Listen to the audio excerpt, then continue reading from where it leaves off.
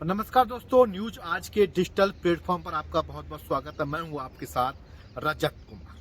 आज हम बात करते हैं ओयो, जो कि पूरे भारत में ओयो होटल संचालित हो रहा है। लेकिन क्या आपको पता है कि ओयो अगर आप अपनी गर्लफ्रेंड के साथ जाते हो ना, तो अब आपको सावधान रहने की जरूरत है।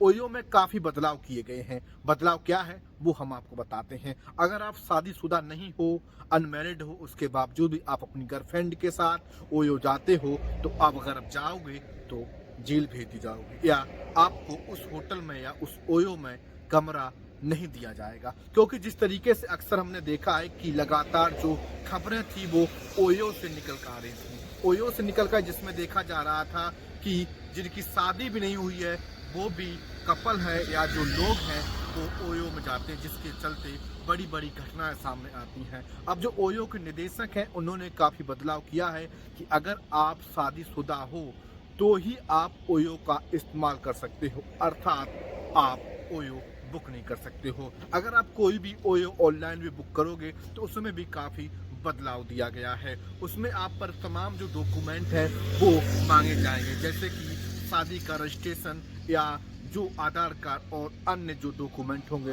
वो आपको वहां पर दिखाने पड़ेंगे। जिस तरीके से पूरे भारत में ओयो होटल हैं वो संचालित हो रहे हैं, हर क्षेत्र में ओयो आपको देखने को मिलेंगे। लेकिन वहीं अब ओयो के मालिक सुरक्षा को लेकर, लोगों की सहूलियत को लेकर नए नए बदलाव कर रहा है। जिस तरीके से पुलिस ने भी तमाम जगहों पर ओयो में कार्रवाई की है, जिसमें अधिकतर जो कपल होते हैं वो अनमैरिड ही मिलते थे, यानी कि बिना शादीशुदा।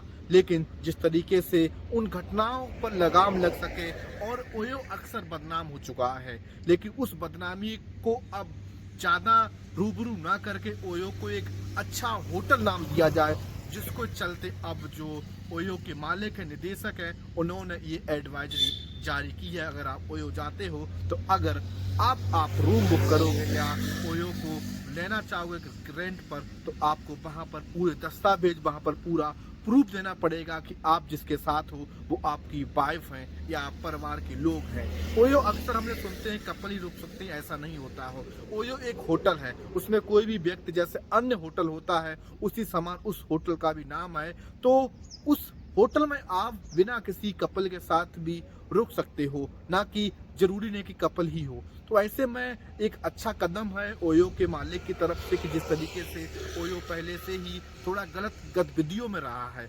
स्पेशल लोग यही समझते हैं कि अगर ओयो जा रहे हैं तो कोई गलत काम करने जा रहे हैं, क्योंकि ओयो का नाम सुनते ही हर किसी दिमाग में तमाम चीज़ों की गतिविधियाँ होती हैं कि आखिर ओयो जा रहा है, इसका मतलब अपनी गर्लफ्रेंड के साथ जाता है, अपने वहाँ पर गलत कार्य करेगा। तो ऐसा नहीं है।